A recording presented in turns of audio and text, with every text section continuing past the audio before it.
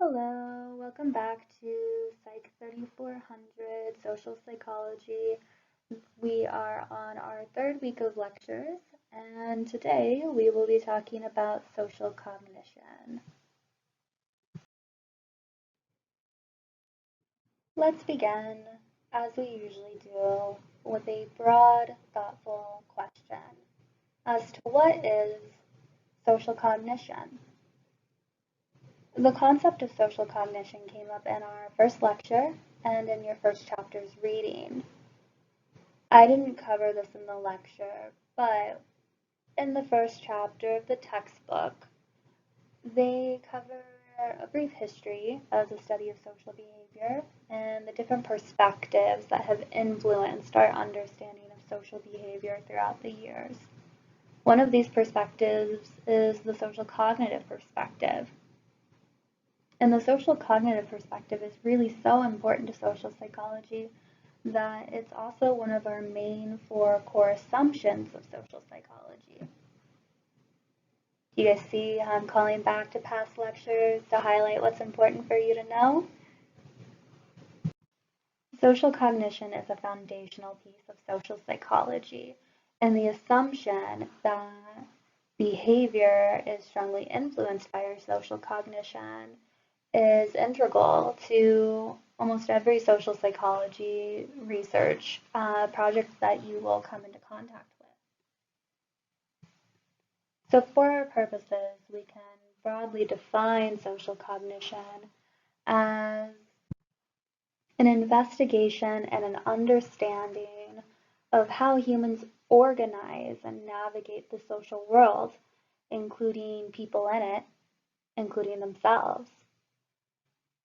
When we're taking a social cognitive approach to human behavior, one of the things we want to understand is what are the meaningful processes through which we construct a meaningful understanding of the world.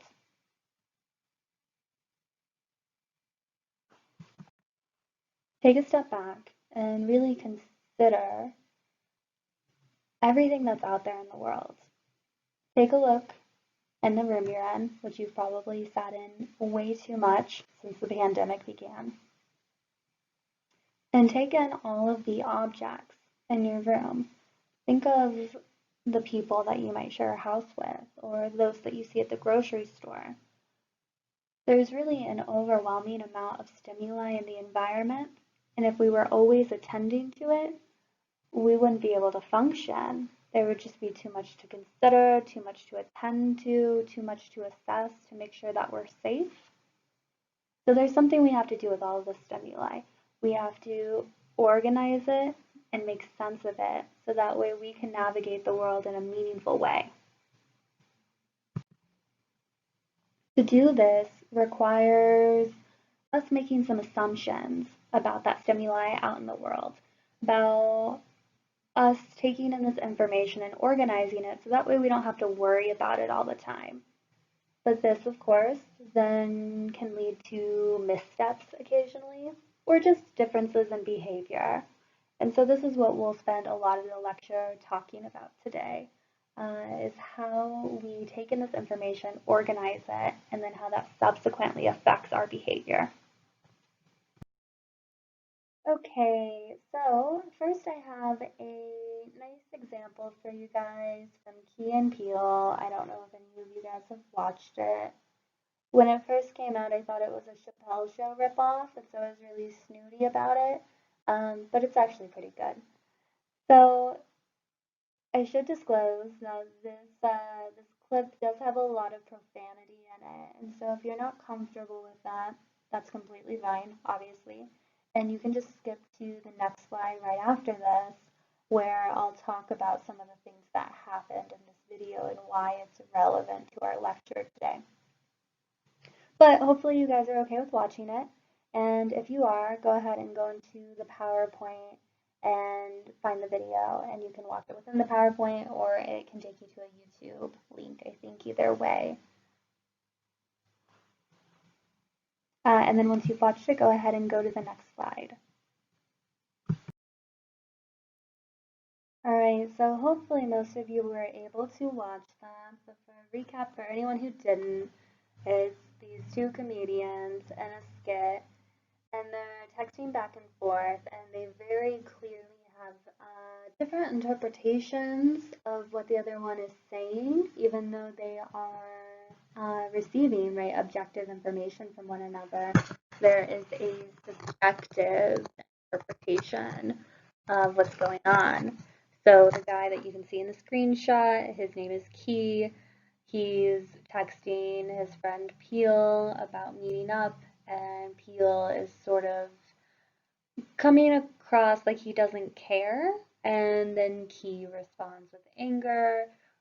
Peel doesn't notice that he's angry and just thinks he's super nice, and it escalates from there, and in a pretty funny way. And so this is a perfect example of how our social cognition influences our behavior. For whatever reason, angry guy Key in this skit uh, has some ideas and assumptions about how someone should make plans and what it implies when they say something in a certain way, right? So when Jordan Peele's character keeps saying whatever, right, he means it in a nice way, like whatever you want, I'm down. But he interprets it in a way that's dismissive and rude.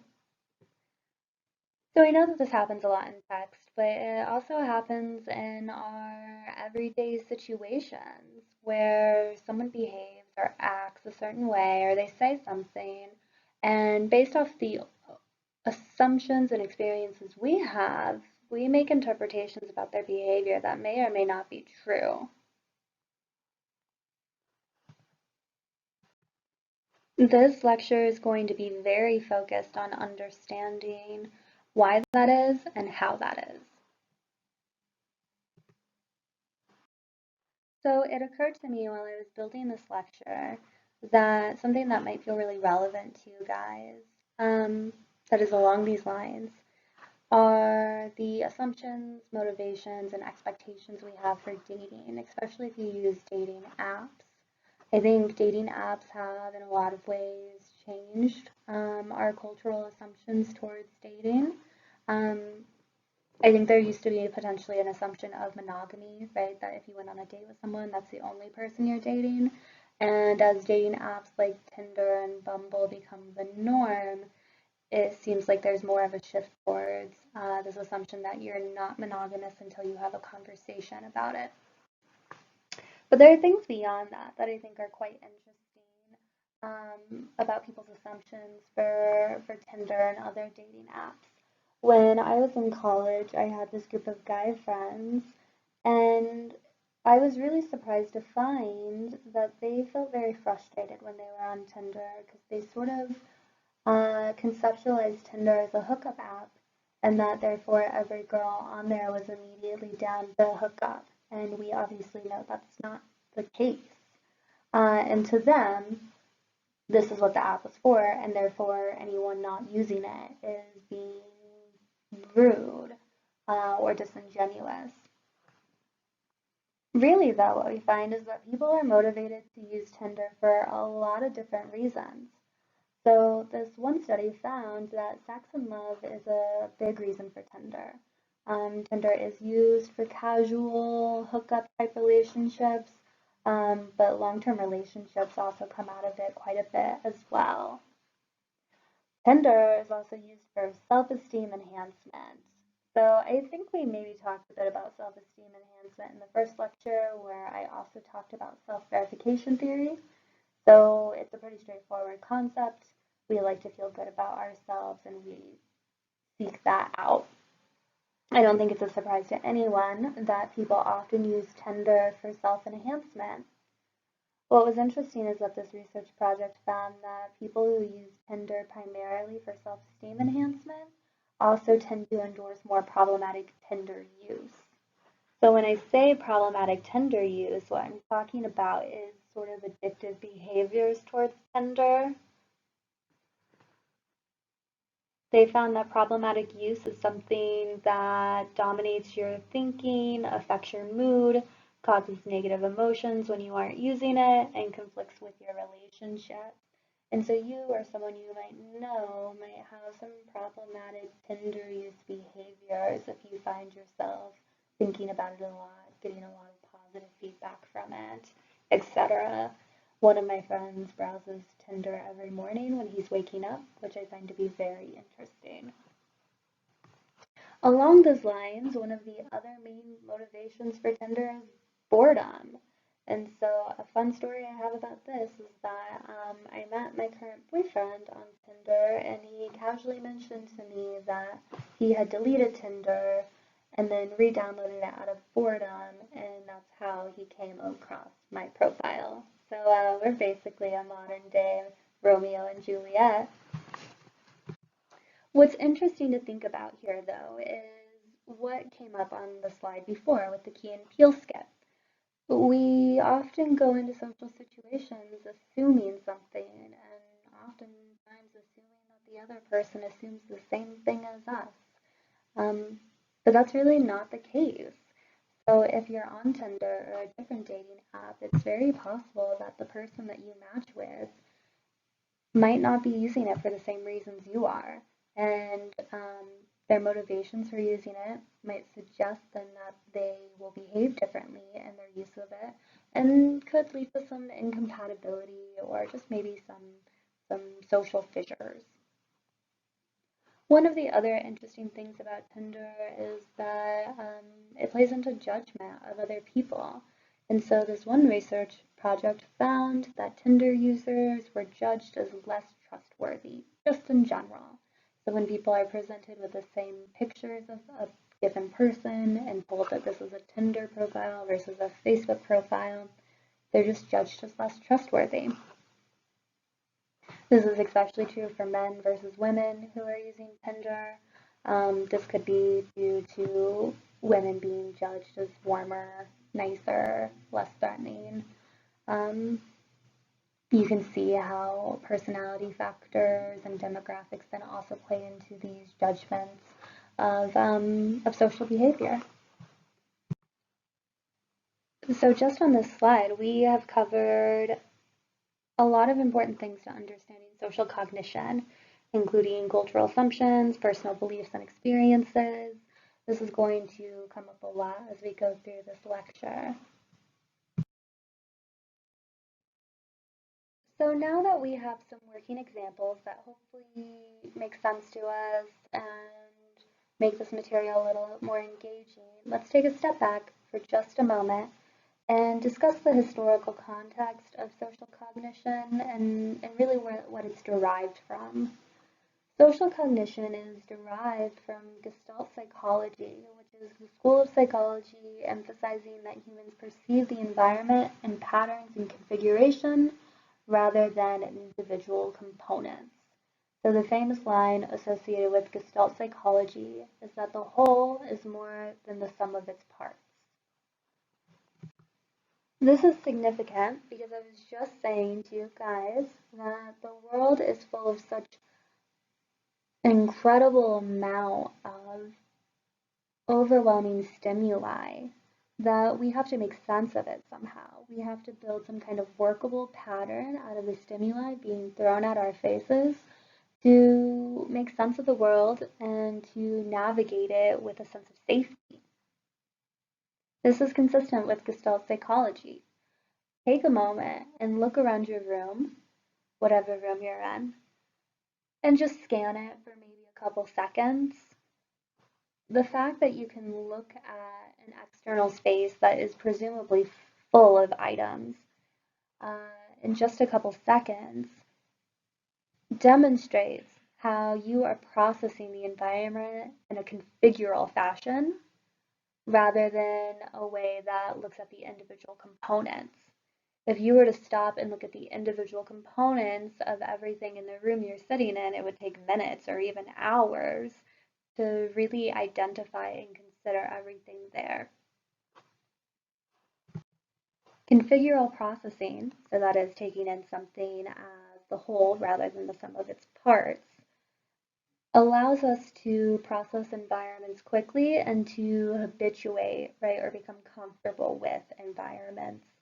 So that way we can do other things rather than just sit down and look at all of the stuff in front of us.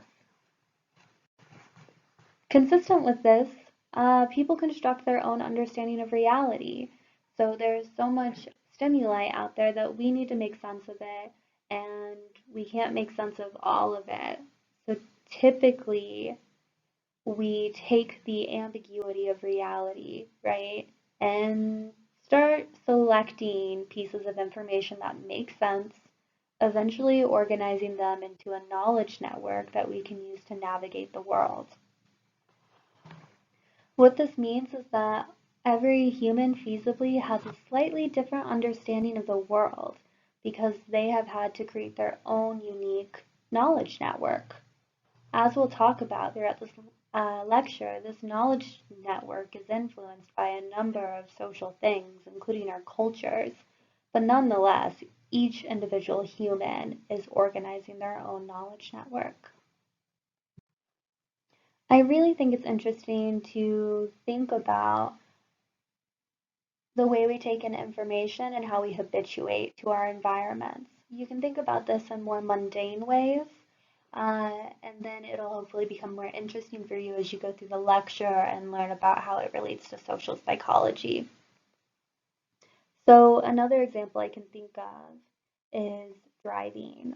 So when you first move to a new city, or maybe you're visiting somewhere, driving tends to be a little overwhelming, right? I don't know about anyone else, but I tend to find myself a bit on edge um, as I'm listening to my phone tell me where to turn and where to go, as I'm trying to get a sense of what the driving culture is like, as I'm looking out for any street signs or infrastructures that I might not be familiar with.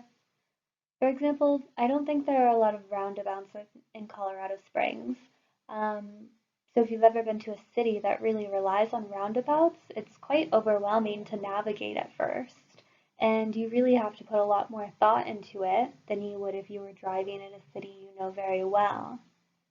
So once you move to a new city, it's overwhelming to drive at first, and then you find yourself becoming more and more comfortable until you get to the point where you can drive around the city without really thinking about it at all.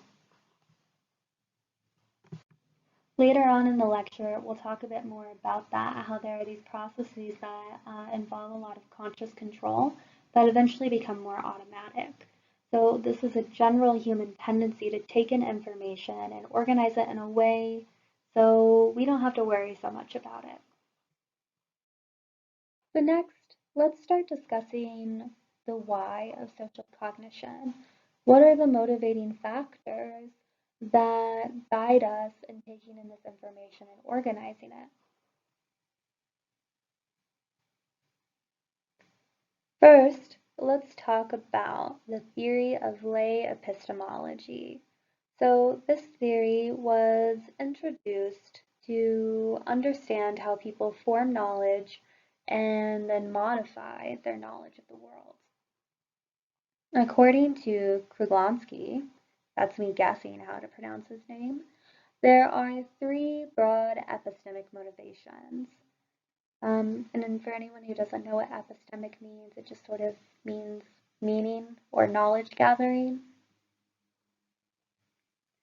So our first epistemic motivation is the need to be accurate. Our second is the need for closure.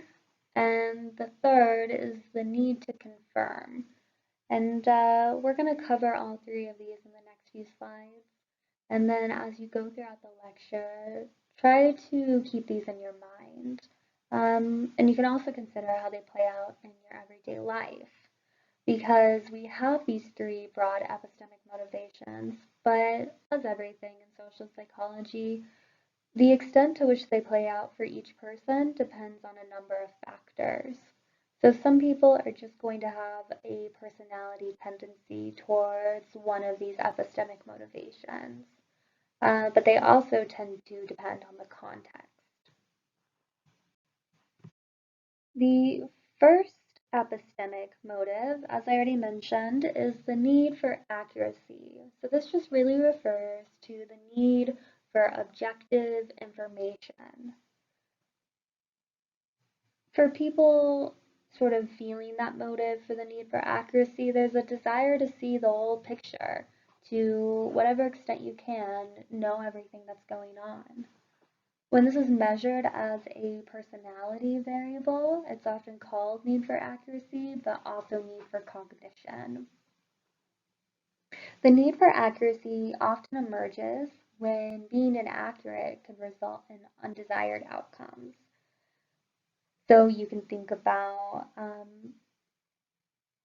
choosing a new car, right? There are a lot of people who put a good amount of research into what kind of car they'd like to buy because it's a lot of money.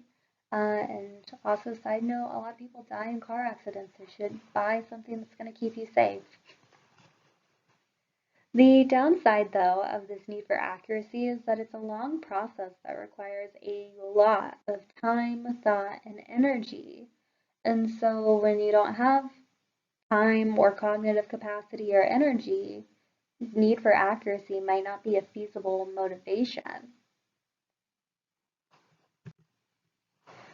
The need for accuracy really does stand in contrast to the other needs, because if you are really deeply committed to understanding a situation objectively, then it's going to be very hard to, for example,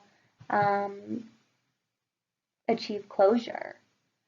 Because at what point, when you're seeking objective knowledge, can you really have closure when, as I've already mentioned 8 million times in this lecture, there's so much information out there, it's hard to really know if you'll ever be truly accurate.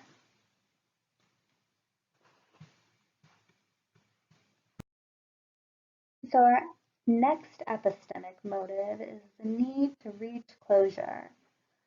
So as I mentioned on the prior slide, the need for accuracy really requires a lot of time. If you really don't have enough time or even resources to make a decision, you may be more motivated just to reach some sense of closure. So for example, this one study found that when people are given a limited amount of time to make an impression of someone, they tend to rely on the first bits of information they receive. So obviously it's not very accurate to just go off the first few things you learn, but it helps you reach closure very quickly. This tendency to remember or overemphasize information you received earlier rather than later is known as a primacy effect.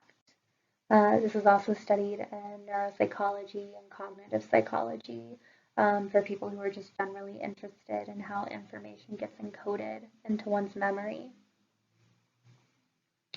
One of the other reasons why we might be motivated to reach closure is that we tend to be uncomfortable with inconsistency, or what you might describe as non-closure. Not knowing is one of the most annoying things for people. Usually we'd prefer to hear negative information than to not know for sure if someone is feeling negatively about us, for example. Similar to this, the meaning maintenance model argues that people are motivated to maintain a consistent sense of meaning and understanding in the world, and that when they are confronted with things that don't make sense, with things that are inconsistent or sort of odd, they are uncomfortable and will seek to close that discrepancy. So this is talked about quite a bit in your book, but the meaning maintenance model research has relied on priming people with word pairs that just are insane and don't make sense, like frog potato chip or something like that. And the idea there is that people who are exposed to these really wonky things will start to feel that discomfort, right, with being presented inconsistencies or things that aren't meaningful.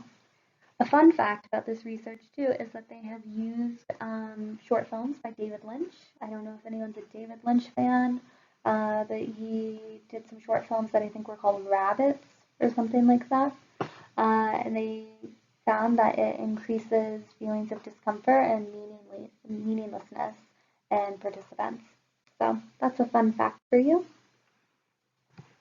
One of the other interesting things to note about this motive for closure is that there is a differentiation between specific versus non-specific closure. So non-specific closure is just this desire to have closure, and you don't care what it is. You just really want to move on from something. A specific closure means that you really just want a certain decision made or a certain result, and if you don't get that, you won't feel a sense of closure. So for this, I think of romantic relationships, and when a breakup is happening, that there are probably some people who sort of sense that their partner is unhappy, and they really just want the non-specific closure of knowing what's going to happen. Are we going to keep dating or not? We need to know. Whereas others might want very specific closure. They might go into a conversation with their partner wanting the partner to just say, no, there's not a problem. And of course, they might react negatively if that's not the case. Our next epistemic motive is the need for confirmation. So we talked about confirmation bias in our last lecture. This is the tendency to seek out or prefer information that confirms our already existing beliefs about the world. We are presumably motivated towards confirmation bias.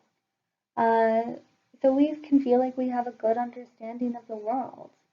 It might be that we rely on confirmation bias at times because we want to maintain our worldviews. That's another callback to the last lecture.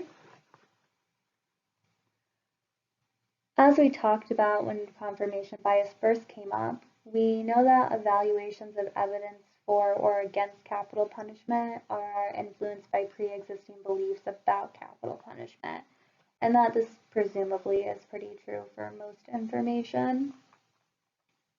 Another thing to note here is that ambiguous information can lead us to confirmation bias. So what we find is that individuals with chronic pain tend to interpret ambiguous words and images with more pain-related and illness-related words. So when we're presented with something that we can't immediately categorize into something we understand, we're more likely to fall back on things that make sense for us and to see that out in the world. Need for confirmation also likely drives biased information gathering.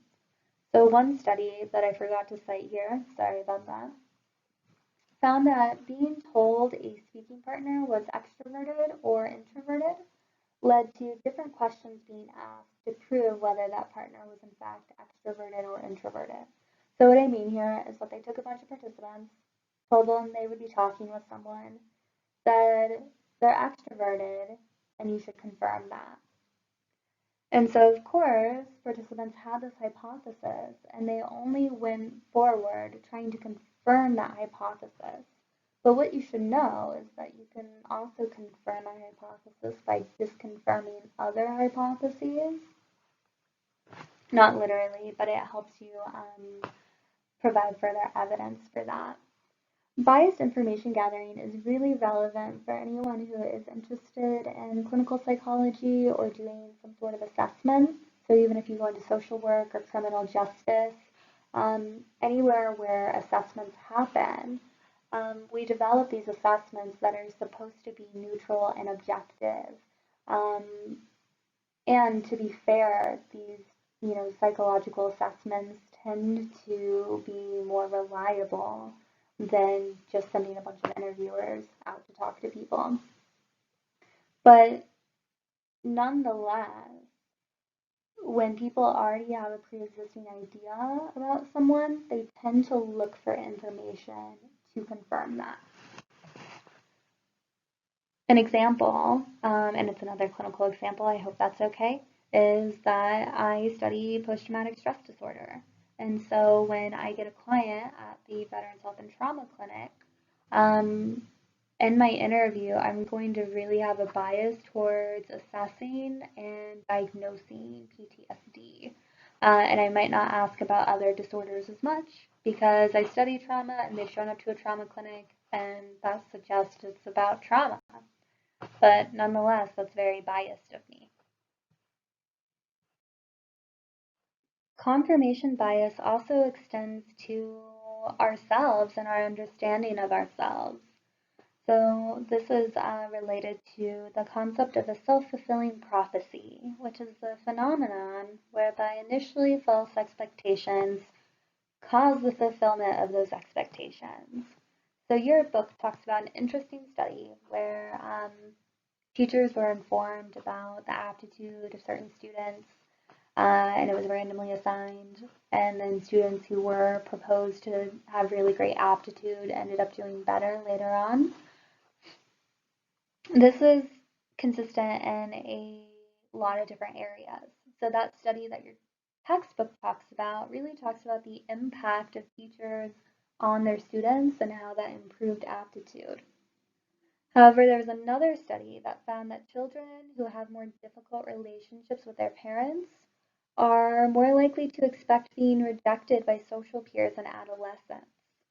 So this research project looked at children whose parents had alcohol problems and were creating sort of unstable, problematic home situations, and found that when that was happening in childhood, they were more likely in adolescence to experience these interpersonal issues. Again, sort of demonstrating this self-fulfilling prophecy that is really common among people. Also, it's important to note here that this is consistent with self-verification theory, which we talked about in the first lecture. So self-verification theory basically states that people seek out and prefer information consistent with their expectations and self-views, and that this is the case even when it's negative information. So according to self-verification theory, people will prefer information that is negative if it's consistent with their self-views more than positive information that is inconsistent with their self-views.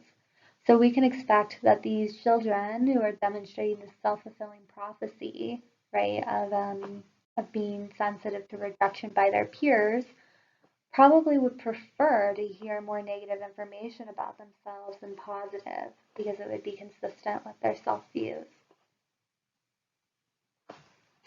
Note, though, that one major difference between self-fulfilling prophecy and self-verification theory is that self-fulfilling prophecy emphasizes this idea of false expectations, right? Which is an interesting thing to say. It's kind of hard to prove whether or not an expectation is false. But I think what it's getting at here is that there's no evidence to suggest that they should fail, but because they expect it, it happens. Whereas in self-verification theory, they're really being consistent with a self-concept. Also note I'm talking about negative things here, but self-fulfilling prophecy and self-verification theory can extend to positive things too, right? We don't call it a self-fulfilling prophecy, but it's true that when you think positively about yourself and you hope for positive expectations, they're more likely to happen. Similarly, if you have a positive self-concept, you're obviously going to like hearing positive things about yourself more than negative things. But self-verification theory would also say you prefer positive, consistent feedback than positive, inconsistent feedback. So if someone told me I was a hard worker, I would respond positively to that. If someone told me that I look like a model when I'm 5'5", I would not respond positively to that because it's not consistent with my self-view. Along with our epistemic motivations, we also have affective motivations for social cognition. Recall in our last lecture where we spent a lot of time talking about motivations and social behavior. One of the things we talked about is that humans are inherently motivated towards security and growth, and that we're a bit hedonistic, right? We want to avoid bad feelings and approach good feelings.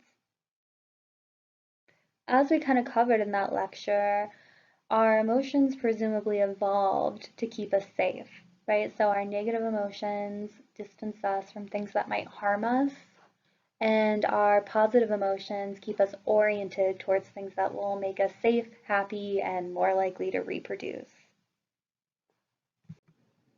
You can take a moment and think about a lot of the things you're motivated to do and how there tends to be an affective quality to them. When you blow off a friend and they seem mad at you, you probably feel quite ashamed. And one of the reasons why you're motivated to apologize to them is because you want to reduce that negative feeling. You might also be motivated to apologize because you feel a lot of care and love for them and you want to increase that feeling. And you don't get to love your friends if you're being rude to them, so you apologize to maintain that social connection. One of the important things to note here is this idea as mood as information. So we often look to our affective processes to understand what's going on in a situation and to judge it. So if you're feeling good, you might be more likely to interpret ambiguous stimuli as positive. If you're feeling good, you might be more motivated to downplay the negative consequences of something. So, for example, we have this study, and it was found that in a sample of women, when they were induced with positive mood versus negative mood, they reported lower levels of discrimination towards themselves and other women. So when women were feeling generally more positive, they said that, sexism doesn't happen that often.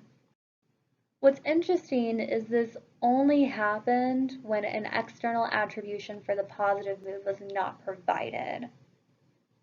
So for example, in a study like this,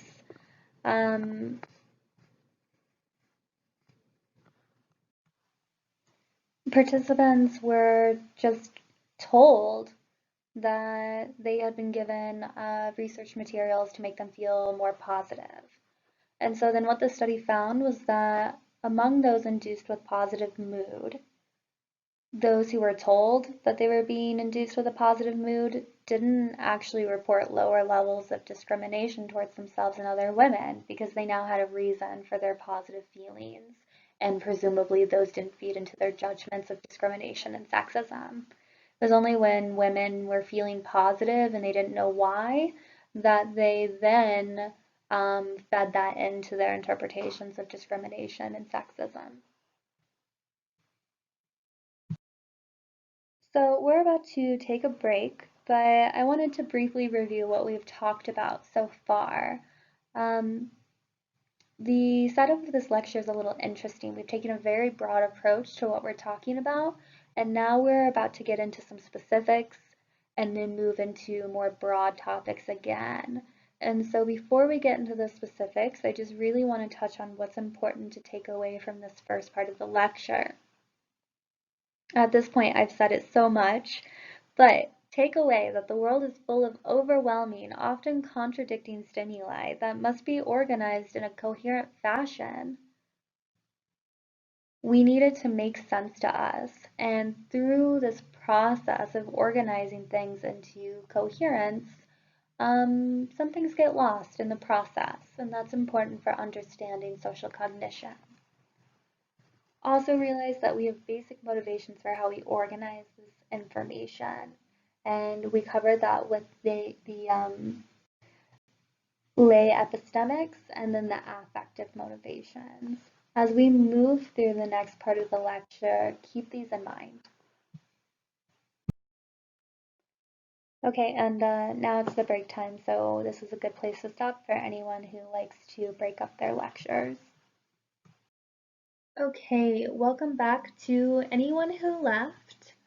And yeah, so now we have talked about some basic motivations for social cognition. We have some interesting examples to reflect on. Now we're going to talk about some of the components that go into the construction of our social cognition. The first concept you need to know about is a schema. So a schema is a mental structure that contains prior knowledge and associations with a concept. Categorization feeds into schemas and vice versa. So I know earlier I used the word categorization, but I can't remember for what now. But imagine going to a friend's house and you see a thing on the ground crawling on all fours, right? So as soon as you see that stimuli, you start looking for other information to categorize it because it could be a dog or a baby or a cat or a rat.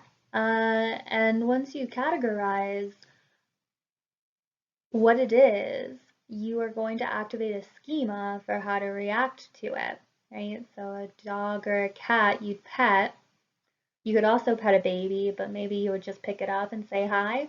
And a rat you would probably flee from.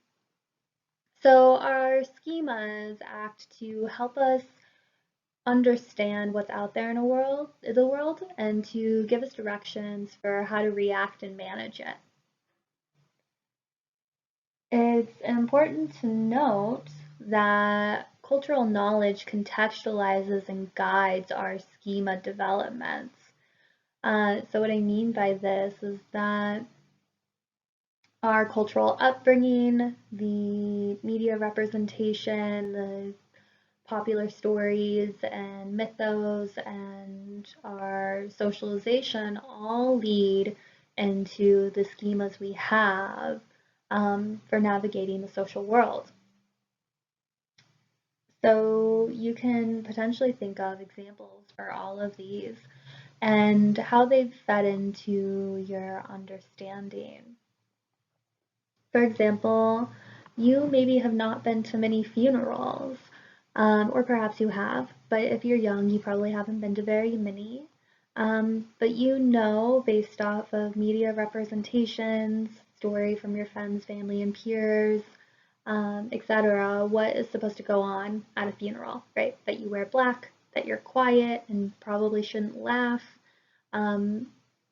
All of these things represent your schema for a funeral, and they might be impacted by your direct knowledge of what it's like to go to a funeral, but just as likely they're informed by other things in our culture. Another thing I want to note here is how our schema development and our understanding of schemas is really benefited well by humans' capacity for symbolic thought. So the capacity for symbolic thought was discussed in our last lecture, and it really means that humans are able to move beyond basic associations of stimuli in the environment and attach symbolic meaning to things, right? And so again, to use an example from the last lecture, your schema of a big metal box that has red and green lights on it is informed by the symbolic knowledge that red means stop and green means go. So next, let's talk about different kinds of schemas. First, we have scripts. These are schemas about an event that specify the typical sequence of actions that take place. So take a moment and think about how we develop our scripts. Spoiler alert, it's what I just talked about, which is the cultural aspect of our schema development. But something to think about here is social cognitive theory, which I've touched on a few times now, and how the processes described in social cognitive theory ultimately inform our schemas about the world, including our scripts. So in our lecture where I brought this up, I talked about how when I go to coffee shops, I often look around to see what people are doing, so I know what to do. I, as a person, have a general script for what I'm supposed to do in a coffee shop, right? But I also am aware that it changes a little bit from each coffee shop to coffee shop you go, and because of that, I'm constantly informing and updating my script. So I generally know what a coffee shop is going to be like, and then I specifically know what it's going to be like if I go to Third Space Coffee or Kairos Coffee, because I've been there several times before. We also have impressions. These are schemas that people have about other individuals. So first, there are stereotypes or group schemas. So these are schemas for groups of people. Over time, through media, socialization, and stories, we develop broad ideas about what a category of people are like. What I found interesting is that here in the US, we're pretty okay at not being too stereotypical. I know that might sound insane to some of you, but I lived in Europe for a year, and what I found was that they were much more comfortable um, saying that certain groups of people were a certain way. There, it tended to be about other countries, and so we would maybe make jokes about how German academic writing is really dense, for example, and I apologize to anybody who's offended by that. Um, but those are the types of jokes that would be made by Dutch people. But here, if we were to say that, women write really dense academic literature, there wouldn't be responded to so positively.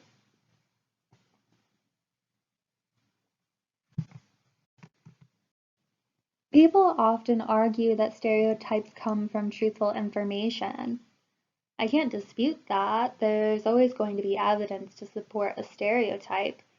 But, as I've said, there is such an overwhelming amount of information out in the world that just having some evidence to support a claim, including a stereotype, isn't really convincing, right?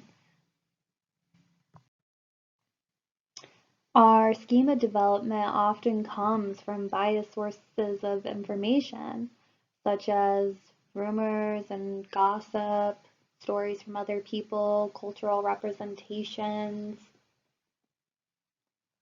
It's covered pretty deeply in your book, talking about how stories about other people change a little bit over time.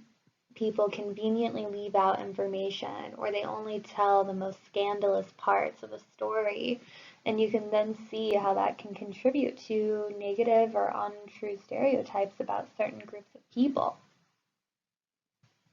There are probably plenty of German academics that write in very clear, understandable language, but if some Dutch academics want to throw some shade and start saying that Germans have really dense writing, it can suddenly get picked up, and suddenly there's a stereotype about German academic writers. Just as an example. So I think the cultural influence on schema development is incredibly important, and I want to apply it to this theory called objectification theory. Objectification theory is a really interesting theory that came out in the 1990s, and it basically stated that Western culture overemphasizes the importance of physical appearance and sexual worth in women, leading to the internalization of objectification standards. So what this means is that, from the perspective of this theory, women are taught from a cultural perspective that women should strive to be attractive and sexually appealing, and that that's the most important thing. And then this theory also states that this gets internalized into women's own schema development and schema concept of themselves. And this is reflected by self-objectification, the tendency to view oneself from an outside perspective and to emphasize the importance of one's physical and sexual appeal over other traits. Self-objectification is measured in a lot of different ways. Recall from our first lecture where we talked about how abstract concepts are operationalized into different measurements that are reported to reflect them. So one of the ways that self-objectification is operationalized is through asking someone to list what their most important characteristics are. If someone puts, their physical attractiveness, their face, their sex appeal, their sex ability, that suggests self-objectification, at least compared to someone who says, my intelligence, my warmth, my love for others. Another way that self-objectification is measured is through self-report questionnaires asking people how often they are focused on their own physical appearance and worrying about how they are perceived by others, right? And so that speaks to the outside perspective part there of self-objectification. So inherent in objectification theory is this developmental piece, right? That Western culture is just inundating all women with this idea that they're really only worth their physical attractiveness. Well, if that's the case, then what we should see is that experiences of objectification or being taught that women are only important for their physical appearance should then lead to self-objectification.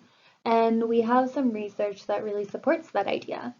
So one study found that adolescents who experienced peer sexual harassment later reported higher levels of self-objectification and body shame.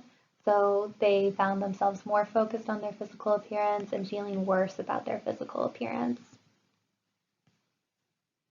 Another study in adolescents found that adolescent children, both boys and girls for the record, who internalized media ideal images of physical fitness, right? So they want to look like Kendall Jenner and I don't know what a male equivalent of Kendall Jenner is, but the male equivalent of Kendall Jenner, people who really want to look like that later reported self-objectification, body image concerns, and disordered eating. So we can see here then how these cultural influences lead to this development of what is important for the self and in turn affects behavior, including really problematic behaviors such as disordered eating. Thankfully, schemas can change. So schemas are essentially made up of patterns of learned associations. And so that means any given schema you have can be relearned. So if you feel a little racist or like maybe you have some low self-esteem, realize that that can be fixed, typically through therapy. So if schemas come from cultural and interpersonal sources of knowledge, changing these sources can change the schema. And so if any of you guys were worried about how an objectifying society might be leading to harmful feelings and behaviors among women and men, you might be happy to learn that when adolescent and young women were exposed to images of performance athletes versus sexualized pictures of athletes, they reported lower levels of self-objectification. So people who have schemas that have been really impacted by objectification can then benefit from exposing themselves to things that are more body positive and things that emphasize something other than the importance of the physical body's attractiveness, such as the physical body's strength, or just trying to move beyond your physical body in general and appreciate your mind.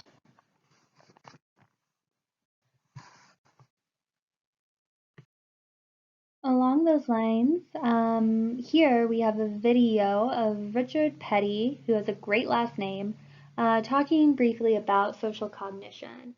And he touches on how we can change people's minds. So it's consistent with our last slide. So go and watch this. It's required. There will probably be a question about it. Richard Petty is a big deal in social psychology. Very nice, interesting guy.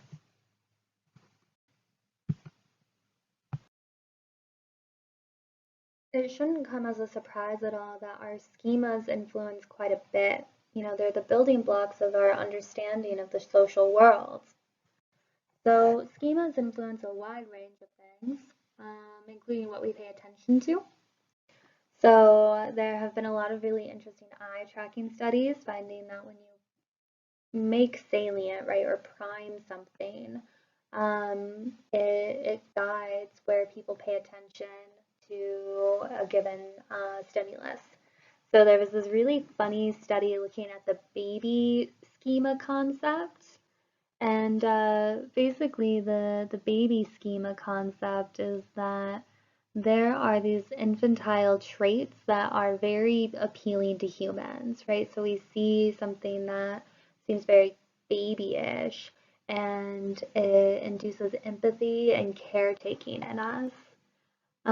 So interestingly, this study tested whether priming uh, the baby schema and images of humans, dogs, and cats would affect the level of gaze duration. And what they found is that when humans, dogs, and cats looked a little bit more babyish, thereby activating the baby schema, they were gazed at longer and they were rated as being more cute.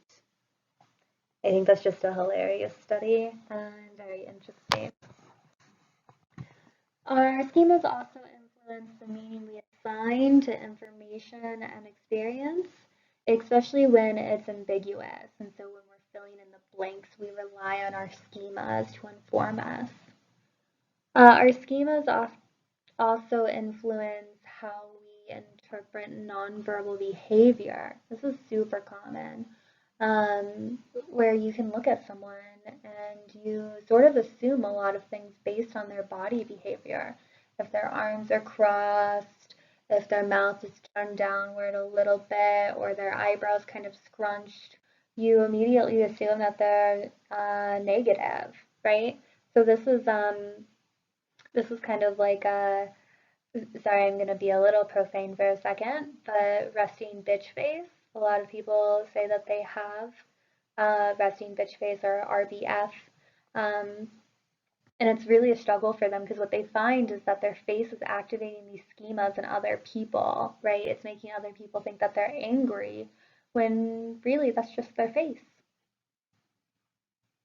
So there was a study you talked about in your book where participants watched an interview and were told that the interviewee was talking about sex or a different topic, and if they were told she was talking about sex, they rated her as being more anxious because they just presumed that she would be anxious talking about sex, which makes sense. So that's another way that our schemas influence how we interpret those around us. So how do schemas work? Um, First, schemas work through accessibility. So accessibility refers to the ease with which people can bring an idea into consciousness and use it in thinking. So if I was driving with a friend to a certain part of town and I said, this area of town isn't very great, right then I'm sort of making the idea of crime and danger accessible to my friend. And that in turn might put my friend sort of on the lookout for danger and even make them more likely to interpret an ambiguous situation as something that's dangerous. We also have the concept of salience. So salience is the aspect of a schema that is active in one's mind, and consciously or not, colors perception and behavior. So salience and accessibility are a little different here, and that accessibility really sounds a little bit more conscious and intentional. It's emphasizing this idea of someone bringing their own thought consciousness and using it actively and thinking, whereas salience might not be so conscious. It could refer to being primed with something and not even realizing it. Finally, we have the idea of associative networks. These are models for how pieces of information are linked together and stored in memory. And the thing about associative models is that bringing one concept to mind can theoretically prime others, even without consciousness, which is an interesting idea.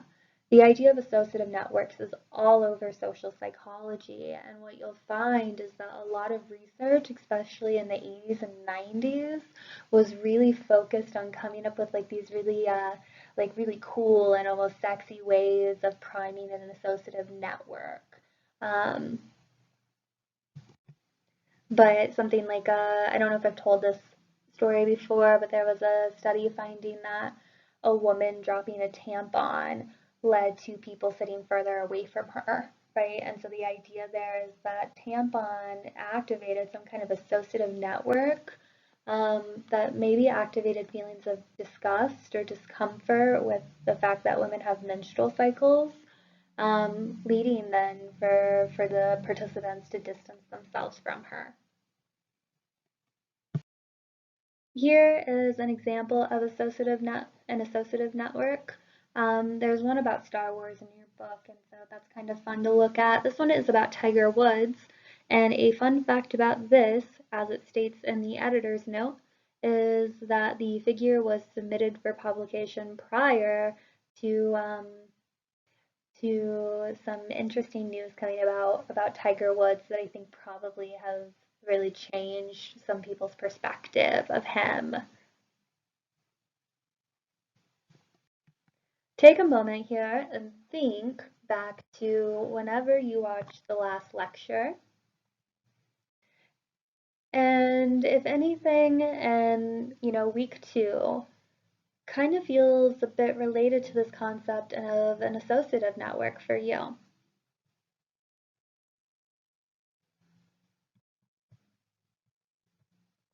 Really, the idea of an associative network, like I said, it's just displayed all over social psychology. But what I'm really specifically thinking about is the hierarchy of goals that we talked about, right? So the hierarchy of goals is there to explain to you how our concrete goals and actions feed into abstract goals.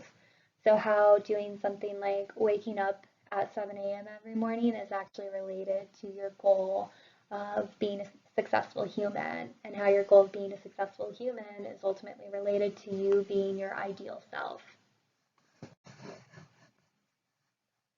The idea that our concrete actions can be associated with and then ultimately bring up more abstract ideals is very common in social psychology. Another thing to think about when it comes to associative networks is terror management theory.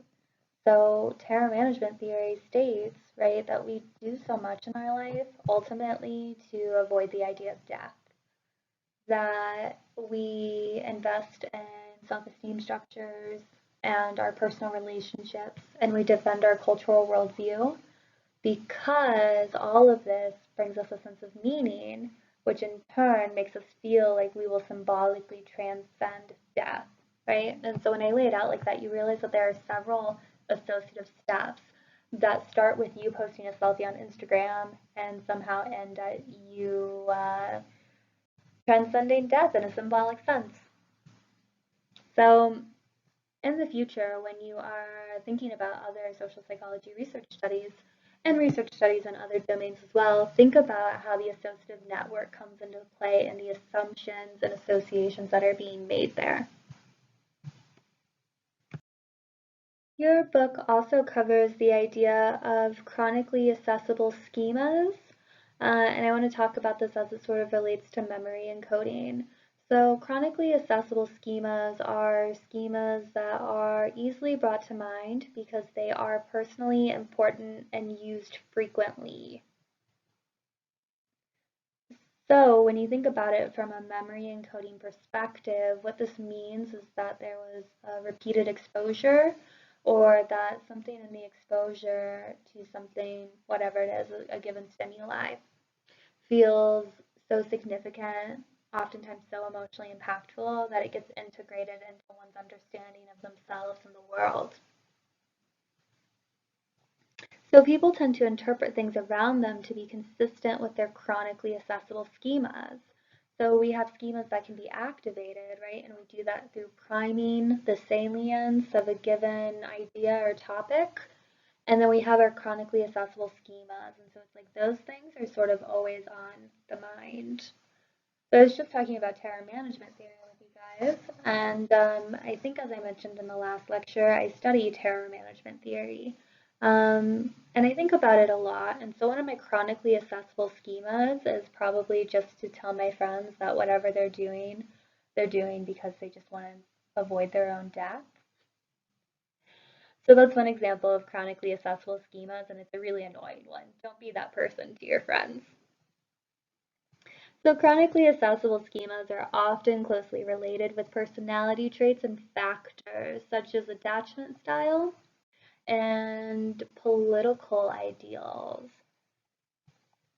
So we talked about attachment style in our last lecture, I believe, and people with different attachment styles tend to approach situations and interpret information in ways that are consistent with how they actively believe attachment works.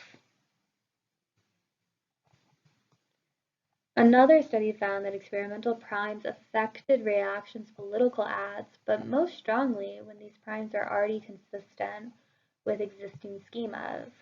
So imagine that you're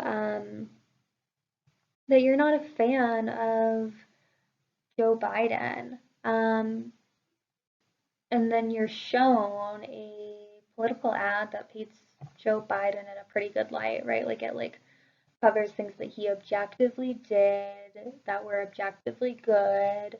And you're like, okay, I guess this guy isn't complete garbage. You know, that prime, right, would have activated a schema of Joe Biden being okay, right, where that Democrats are acceptable sometimes. And then maybe you would rate him as a little bit more positive than you would have if you hadn't seen that prime. But you can imagine that if you hate Joe Biden and then you see an ad just talking about how Joe Biden sucks, that's probably going to push you in the other direction far more strongly because it's already consistent with how you feel. I have a lot of, vaguely clinical examples for you today. And I do this because we should be thinking about how social cognition is playing out, and not just people in general, but people who have psychological disorders, right? So we know that people with psychological disorders have variations and sometimes even disruptions or dysfunction in their social and cognitive abilities. And so understanding how social cognition is affected for them is really important for helping traumatized people. So as we talked about, chronically accessible schemas develop through repeated exposure to information consistent with that schema or through exposure in which the information was interpreted as highly important.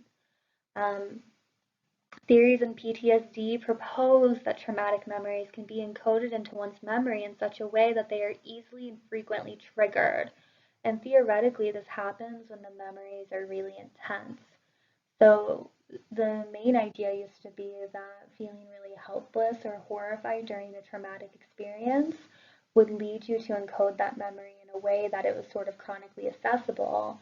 But then it would be bringing up your trauma feelings all the time and eventually lead to PTSD.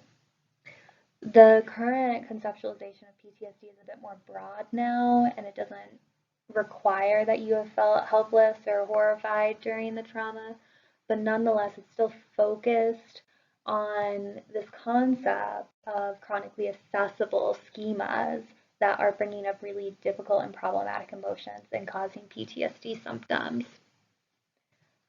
Traumatic experiences contributing to chronically accessible schemas might explain social cognitive differentiations we see in traumatized people, which again contribute to their symptomology. So one thing that's been found is that traumatized individuals tend to overestimate the likelihood of risk in a given situation, right? So if you take people who have been traumatized and those who haven't been traumatized, you find that those with the trauma background are overestimating how risky a given situation is. You can see how that would play out in real life and how that could be impactful to their life's functioning. What was interesting was that in the study, they were asked to estimate the likelihood and increase of risk for negative situations, neutral situations, and positive situations. And so they found that traumatized people were estimating higher levels of risk in positive situations compared to non-traumatized people. And just imagine, right, the implications that could have for someone's life. And one interesting thing they found is that overestimating risk in a positive situation actually predicted PTSD symptoms. So you can see here how these social cognitive concepts we're talking about are also very relevant to people who are dealing with psychiatric disorders.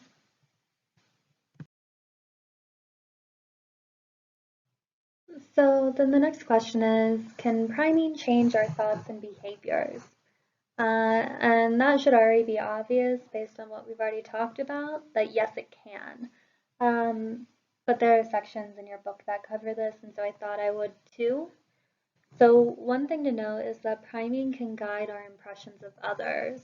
So one study found that participants primed with danger words versus positive words rated a hypothetical man who likes to take part in high-risk activities more negatively.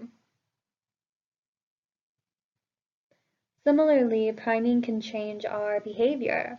So participants primed with politeness versus rudeness were less likely to interrupt a busy researcher. So what's interesting here is that at this point in the book, I remember seeing that it brought up um, that some studies looking at how primes change behavior have been heavily criticized, and some haven't been replicated. So I think we talked about replications in our first lecture. Replication is when you basically rerun a study to see if the results are the same. We're going to talk about replication more at the end of the lecture. But it's interesting to think here how maybe our primes aren't always consistent. And it actually makes sense that our primes aren't always consistent because I was just telling you guys how we all have at least a somewhat unique understanding and structure of the world, and therefore any given prime is going to affect at least some of us differently than others of us. The other thing that I thought would be fun to tell you guys is that there's been some research finding that sometimes there are researcher effects in priming. Um, we know this in that sometimes researchers will consciously or unconsciously try to manipulate the data they collect. That's one kind of researcher effect. But another researcher effect that has emerged is the attractiveness of researchers. So they've found that when someone shows up to the lab and the researcher is attractive, sometimes the participants will react differently than if the researcher is more average looking. And I just think that's really funny and wanted to share that with you. So far, we have talked about how people have been primed through being asked to write about different things, through being given feedback, through reading positive and or negative or reckless words. Um, so now we're going to touch on subliminal priming, which is basically exposure to stimuli below the threshold of perception. It's very likely that a lot of you have a schema about subliminal priming that has been imparted by media representations, right? I think most of us have seen a movie or a TV show where someone gets subliminally primed into doing something insane, like killing someone. Uh, and you should know that's probably not likely or going to happen. That's not really how subliminal priming works. So instead, subliminal priming leads to a given schema being more accessible. So you would already have the schema. Subliminal priming just might make it a little bit more salient to you. So you probably won't be killing anyone unless you already have plans to. That is a joke. So now we're going to talk about how subliminal priming has been used in terror management research. We talked about terror management theory last lecture. And it's really a theory you guys should know well because it's a broad theory of motivation and it's what I study, so I'm going to use it as an example quite a bit. And it's also what the authors of the book study, so they, I think, use it quite a bit too in the readings. So in terror management theory, we use a pretty standard manipulation where we ask people to write about what feelings come up for them when they think about death. This is known as a supraliminal prime, right? So participants are aware that they have seen this stimuli, even if they're not aware that we're specifically trying to prime the effects of death on worldview defense. However, some terror management research has used subliminal death primes where death-related words are exposed below the threshold of perception. And what we've found is that subliminal death primes, just like supraliminal death primes, increase worldview defense. What is cool about subliminal death primes is that they lead to immediate worldview defense, whereas supraliminal death primes only lead to worldview defense after a delay. And so there's a benefit to subliminal death primes because there's no conscious awareness of them. You see the effects more quickly. Another more recent terror management study found that subliminal death primes increase self-esteem striving via humor. So not just worldview defense, but you can see how just being exposed to death without realizing it makes you try to find comfort in your environment by presenting yourself as a really funny and amazing individual. I also wanted to touch on social priming and behaviors, etc. during the COVID-19 pandemic. And so hopefully you guys find this interesting rather than exhausting, but sorry if it's exhausting for you. So one recent study found that priming people to rely on their reasoning rather than to rely on their emotions increased intentions to wear face coverings in public during the pandemic. So this is one way that we can see that the way that information is framed leads people to change how they intend to behave. Although, of course, we don't have data on whether or not people did wear face coverings more often. Another study found that priming pro-social behavior versus priming behavior oriented towards oneself promoted more positive affect and feelings of meaningfulness during the pandemic. So this was a really interesting study that found that those who were given the opportunity to do something nice for someone else, hypothetically, felt more positively afterwards. And that's really significant, right? Because right now I think a lot of people are struggling to feel meaningfulness and positive affect when life is so difficult and there are so few opportunities to really connect with others. This third study is actually a study that I did recently, and I feel pretty dorky presenting my research to you guys. But in my defense, when I was trying to find research to tell you guys about the pandemic, there really was not that much. So in this study that we did in June, we collected a bunch of participants online and we asked them to think either about the social isolation aspect of the pandemic, the health threat of the pandemic, or a control topic, where we asked people to write about their favorite television show. We found that people who had high PTSD symptoms responded to thoughts of the pandemic with lower levels of coping self-efficacy. So coping self-efficacy basically refers to one's confidence in being able to cope with a given stressor. And those with high trauma symptoms, when reminded of the pandemic, reported less confidence in being able to just generally cope. And this is really important because, right, we're all being sort of encouraged to deal with the new normal and to maintain our normal lives as much as we can.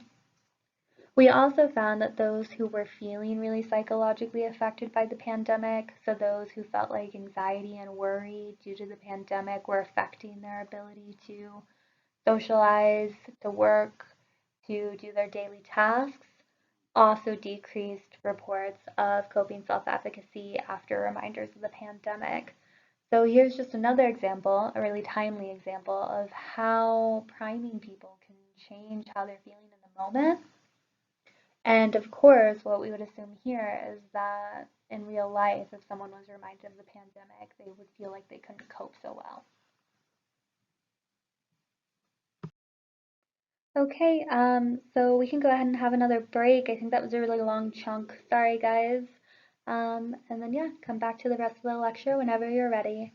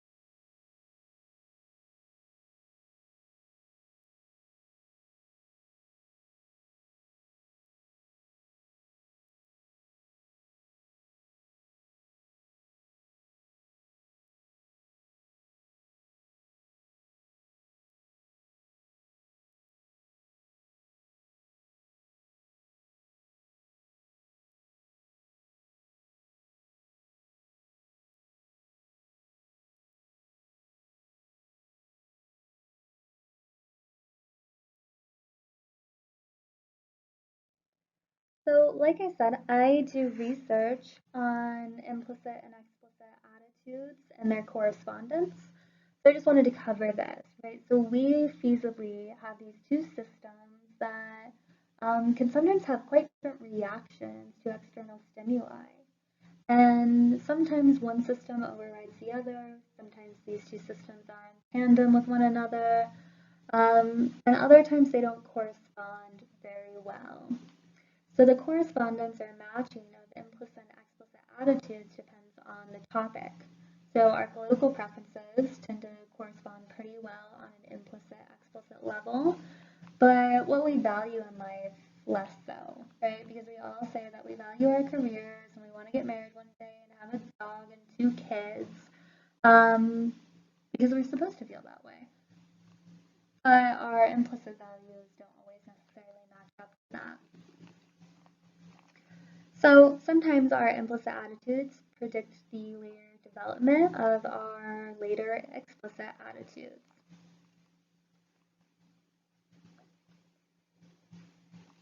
Our implicit attitudes also emerge when we're sort of feeling like we're under cognitive load. So when executive control is limited, right? So this is executive control refers to a cognitive ability to really take in and manipulate information and to make decisions. When our executive control is limited for whatever reason, it was found that implicit partner evaluations are more greatly associated with forgiveness towards partners. So sometimes our implicit evaluations emerge really as the strongest predictor of something very significant in our lives, like how we react to our relationships. Like I said, sometimes there are discrepancies in implicit and explicit attitudes, and these things often lead to poor mental health. So, for example, congruence between implicit and explicit motives is associated with emotional well-being. So this is sort of related to the values I was talking about earlier. When someone explicitly says that they are motivated for their career, for love, for themselves, and that's true also on an implicit level, they tend to be happier and more well-adjusted. Another study found that meditation actually improves the congruence of implicit and explicitly measured self-esteem.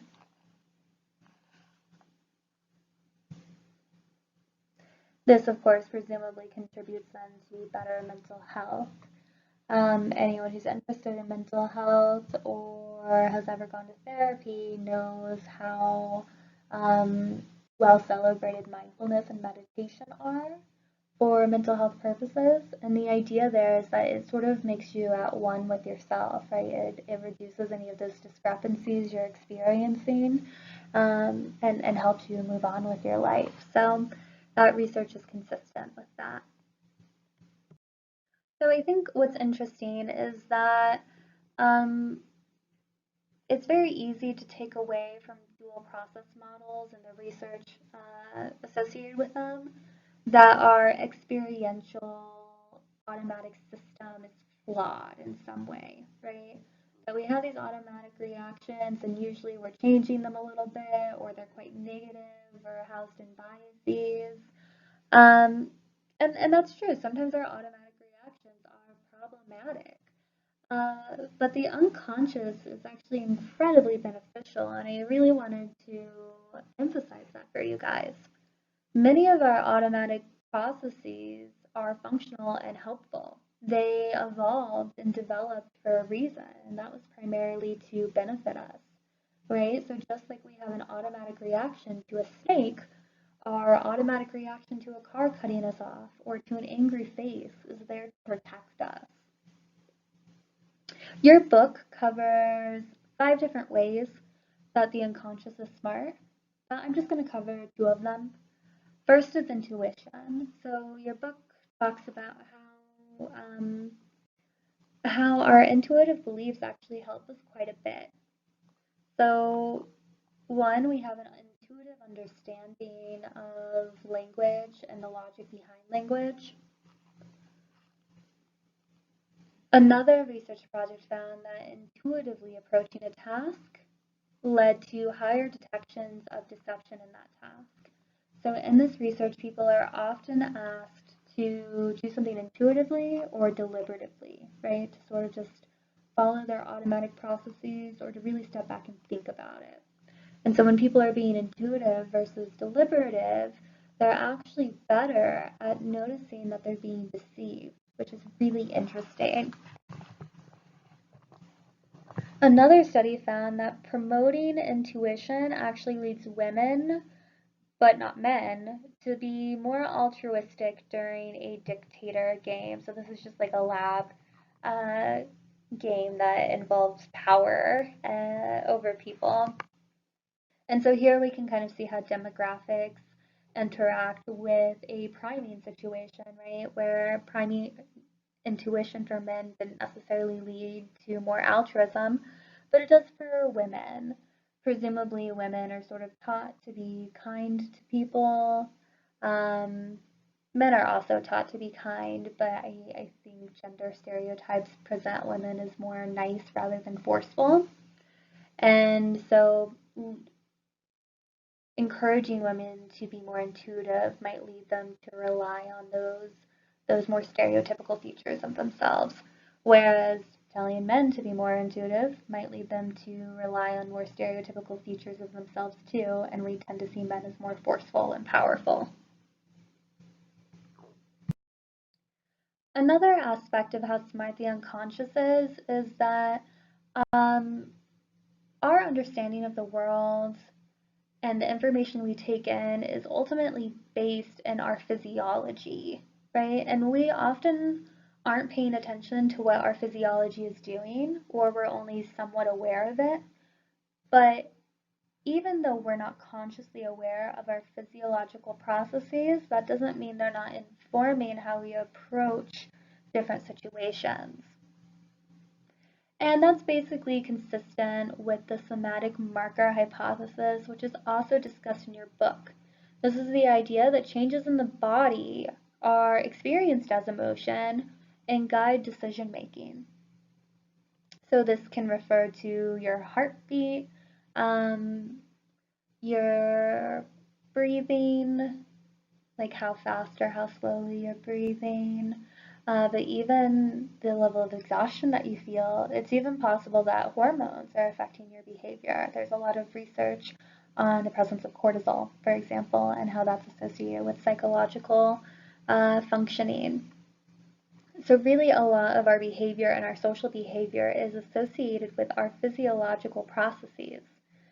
And that's where interoceptive awareness comes in. So interoceptive awareness is basically body awareness. It's awareness of internal bodily sensations, as well as their associations with other external and internal stimuli. There is a ton of research in this area that's very interesting. So people who are higher in interoceptive awareness um, are better at decision-making tasks. Interoceptive awareness also facilitates emotional reappraisal. So for anyone who's interested in emotion regulation, which is sort of in clinical psychology and sort of in social psychology, emotional reappraisal basically means as you're experiencing an emotion, reappraising the situation to change your emotional reaction to it. So in that sense, it makes sense that interoceptive awareness facilitates emotional reappraisal because you need to have an awareness of that emotion as it's coming on to be able to change it. Additionally, interoceptive awareness is associated with successfully evaluating facial expression. So this really speaks to the role of empathy in our social processing. Not only does empathy help us maintain social bonds, but our empathy is there to help us understand how others are reacting, and to give us really a felt sense of that so we can respond to that. So interestingly, people who are better at understanding their bodily sensations are also better at understanding what's going on for others.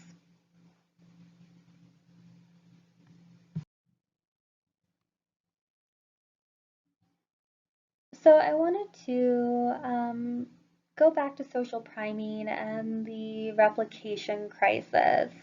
So I just referenced this a little bit ago in this lecture, that some important priming studies, right, these studies that have primed some kind of feeling and noticed how it changed behavior, are failing to replicate, right? So when people try to run these studies again, they're not finding the same results. So this is consistent with a crisis that started in psychology over a decade ago. It's called the replication crisis, and it came out of a lot of different things happening, but one major thing was that core findings that people assumed to be foundational to the understanding of human behavior failed to replicate. And this was really concerning for people. Uh, One reason this might be happening is due to statistical and methodological issues. So, psychology is a relatively young field, and our understanding of what appropriate statistics are and what strong methodology is, as we try to understand abstract human behavior, has changed over the years. And so, some people in studying the replication crisis have suggested that it's due to changes in statistics and methodology that we are failing to replicate. There's also been a movement to identifying questionable research practices. I want you guys to know what questionable research practices are.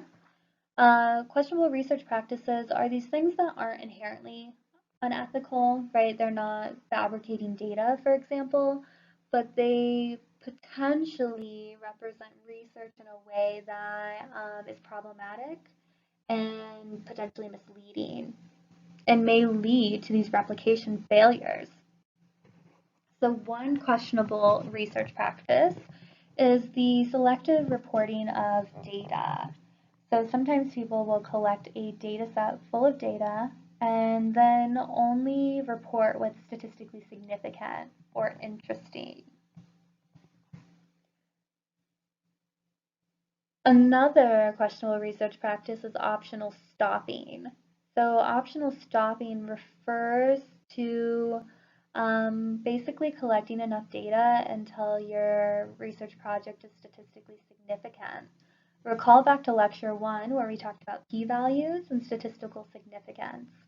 So we want our effects to be statistically significant, but the interesting thing about p-values is that p-values are greatly influenced by your sample size. So the larger the sample size you have, the more likely you are to have a significant p-value, even if the effect size isn't that large. So what we found is that some people in the past were just sort of collecting enough data until they got that p-value they wanted, and then they would stop. And doing this practice can potentially lead to a false positive finding. Another questionable research practice is the file drawer problem. And so the file drawer problem refers to non-significant findings never being published, right? So there has been this bias in most of science for people to only publish things that are interesting or new. If you fail to find an effect, it was sort of assumed that your methodology was bad or that there was nothing there and no one needed to talk about it. But the problem with the file drawer problem is that when everyone is putting their failed studies in a file drawer, other people don't know about them and either assume that thing hasn't been studied yet or that it's only been studied successfully. So if I wanted to study how priming people with thoughts of pizza impact their exercise goals, and all I know is that 400 studies have shown that priming people with pizza makes them exercise less, and then I replicate that and I don't find an effect, that's going to be really confusing for me. But what I wouldn't know is that there are actually thousands of studies failing to find that priming pizza affects exercise goals that are all in the file drawer. Another questionable research practice I want you guys to know about is the post hoc storytelling problem. So this happens when people set out to study something and they don't find an effect, and so they say it's something else. So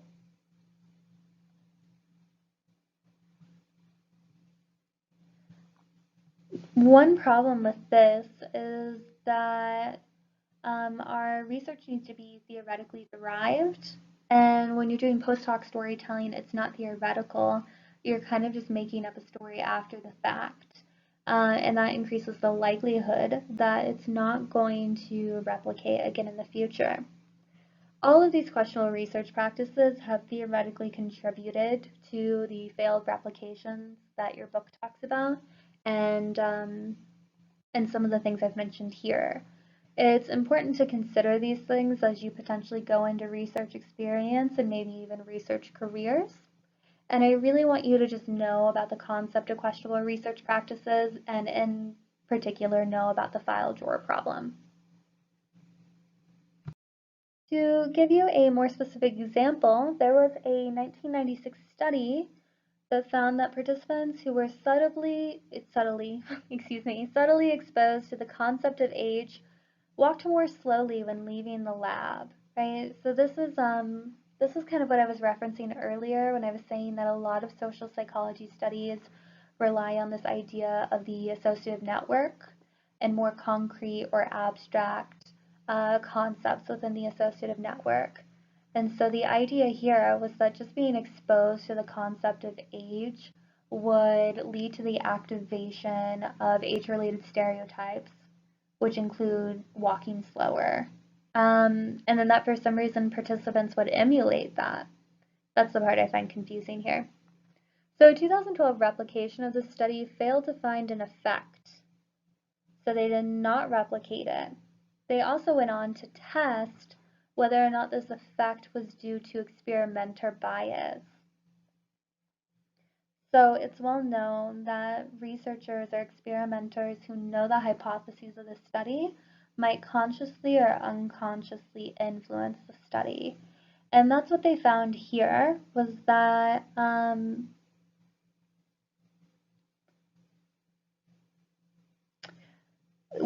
experimenters, when they believed that priming the participant with age would lead to them walking slowly, actually led to the effect being found. Whereas when experimenters were told that the opposite would happen, right, that being primed with age would lead them to walk faster, there was no effect found. So then this suggests that the experimenters who were collecting data on the study inadvertently contributed to the results that were found.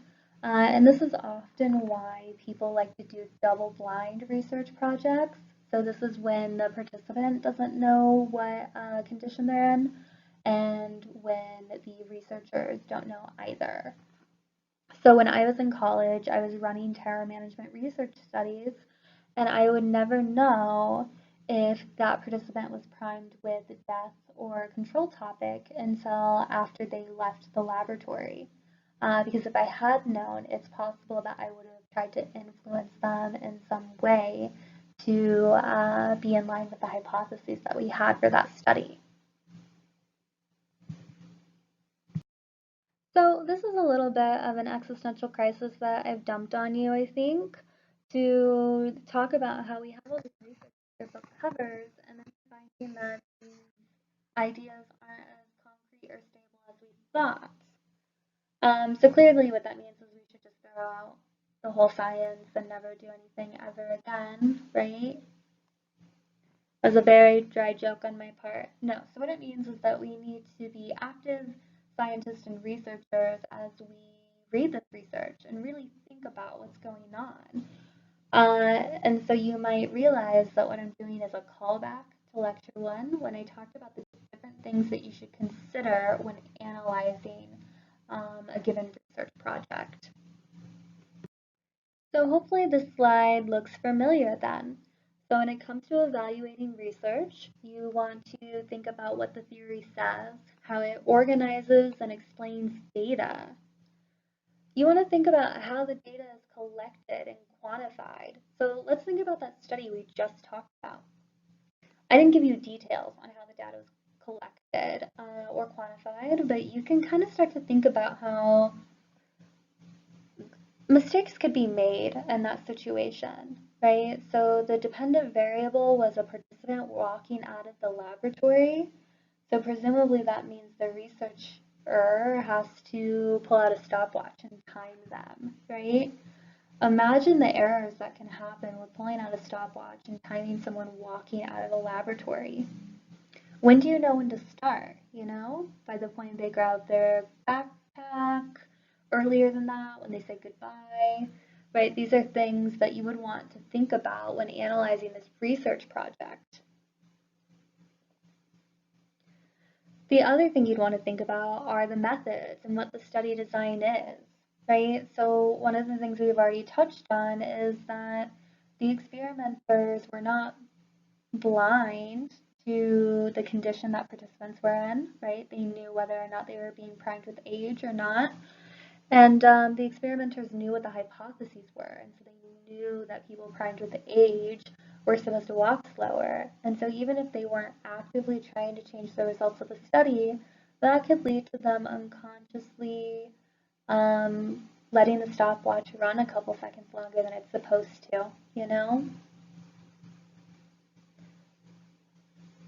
And then finally, what statistical analyses are used? So this is related to the questionable research practice I brought up of the stopping rule, right? So when you are relying on a p-value to tell you that your research is important, you need to realize then that your sample size and how you're collecting your sample is relevant to that. So if you are trying to just collect a sample until you get a certain p-value, that might be problematic. And when evaluating research, you want to consider whether or not they potentially did that, because occasionally they will admit that, especially in earlier social psychology research papers. They would say, oh, we had a p-value of 0.08, so we collected a bit more to see if it would be statistically significant.